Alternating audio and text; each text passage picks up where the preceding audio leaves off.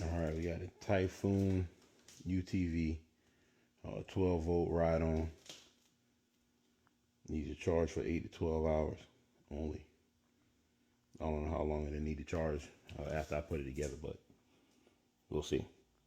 Got this from Sam's Club.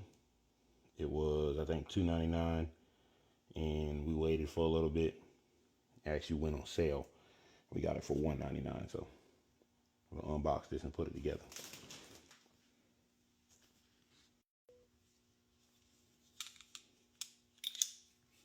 Box is pretty big, so I'm assuming it'll probably need some decent space to put it together, but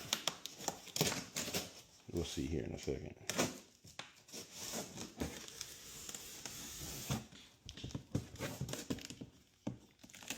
Definitely a decent sized box.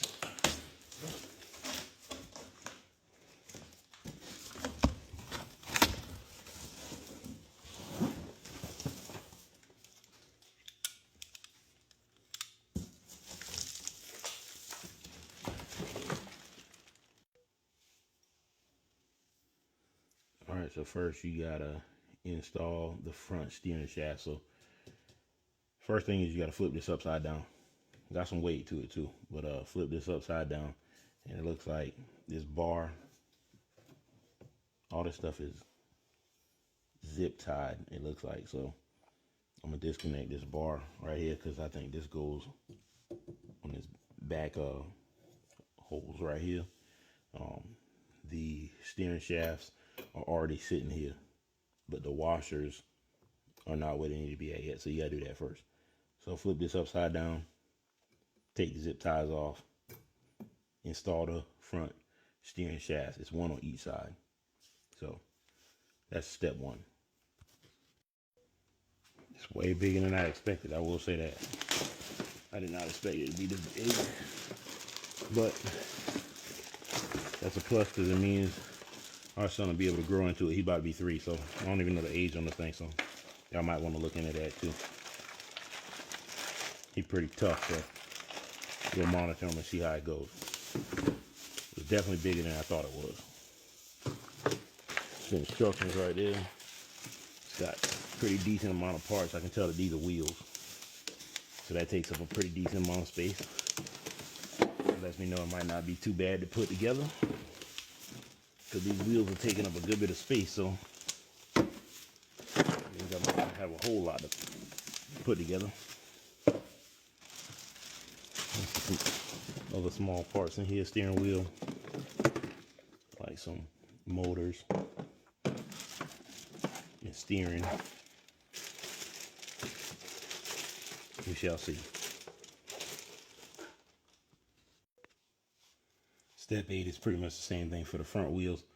Only difference is you don't have the interior black coupling that goes on there. You just stick these wheels straight onto the bar, take your bolt off. One washer goes behind, one washer goes in front, nut goes on the outside of that. Lock both sides of those down, put your end caps on, same way. Then we get to flip it over. Step 3. Yeah, that one's pretty easy. Simply insert the rear axle into the corresponding position of the vehicle body. So you got your vehicle body right here. You slide the axle in. It does have the washer and the hex nut on there already. So I took one side off and just slid it right in. I put it back on. We'll get to whatever step we need that for later.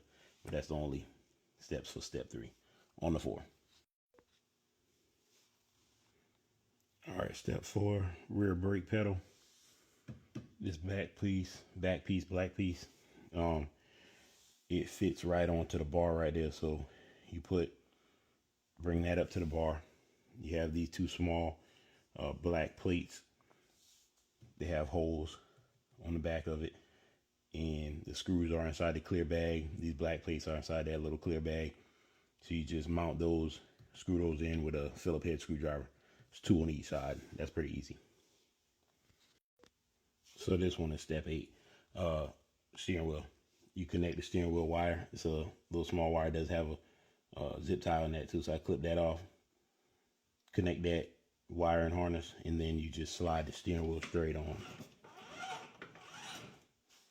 And it has two clips. I don't know if it clipped inside or not. It doesn't feel like it went all the way in. You can force that down till you get it all the way in there, but it does have two slots, I'll say. It looks like the clips slide into. And then the front bracket, you just install that straight into the fittings, and I'm assuming it's right here. I'll stick that on and we'll see. Now for the wheels, you have one small black piece here. You slide that on to each side of the axle on the outside of the motor, and the wheel slides right into the slot. Then you put your washer and your nut back on the outside. They do have a wrench that tightens it up. They give you two of them. You don't really need both of them, but they give you two of them. So I guess you can hold on either side to tighten at the same time. But either way, I tighten this up, and then a black end cap goes on either side. It's a little slot that the end cap clips into, or two slots actually. So you clip it in one side and slide down into the other. It snaps right in. All right, so the motors, you do have to disconnect them. They're connected inside the UTV. So I used the screwdriver that I was using to put the brackets on right there. You just press the clip, pull down at the same time they come off. You take them out. That's what they mean, I guess, by escape the left and right motors. So you escape it from its harness in there. Slide them onto the axle, right, left, and it goes inside a U-ring right here, and you can stick the cord back down the side. I did take a picture of the inside of it before I disconnected it, because one side, I think the left side goes to the blue and the right side goes to the black. I can't remember off top, but just take a picture to make sure. So I slid those onto the axle, slid the wire back down inside the hole, and it fits right into a U-ring right here, if you can see that. All right, so step one wasn't too bad. I haven't seen where these two washers right here go at yet. I haven't gotten to that part, I'm assuming, because the other washers, all three of these go below the column right there. So you just take that nut off the bottom, leave one washer, and connect that or tighten that back up. These three washers, one of them has grooves in it. They stay above that column. So I put those on both sides. This part right here was a little unclear because they don't actually have directions on it. So I'm assuming that I grabbed the right washer, but one of the washers, I'm assuming that's a clear package right there too.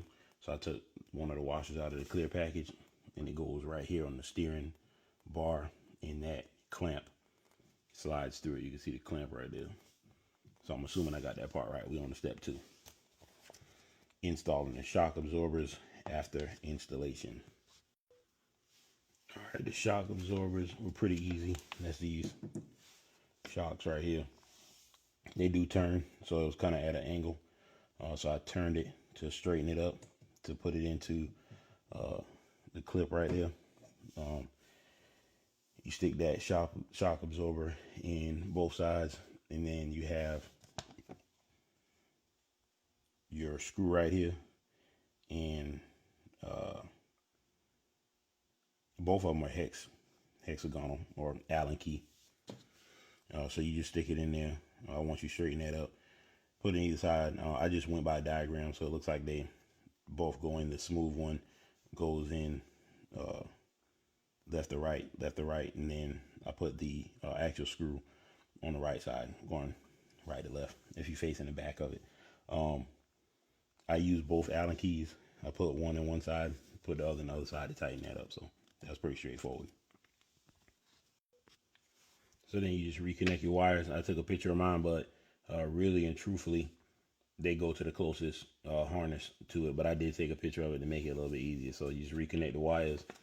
And then your next step is installing a seat bracket. It's a little black bar right there. You got 4 screws inside the clear bag. They are Phillip head. So I stuck those in, screwed those down. And then you install your seats next and your rear bracket. And after that, you should be able to connect it to the main power supply.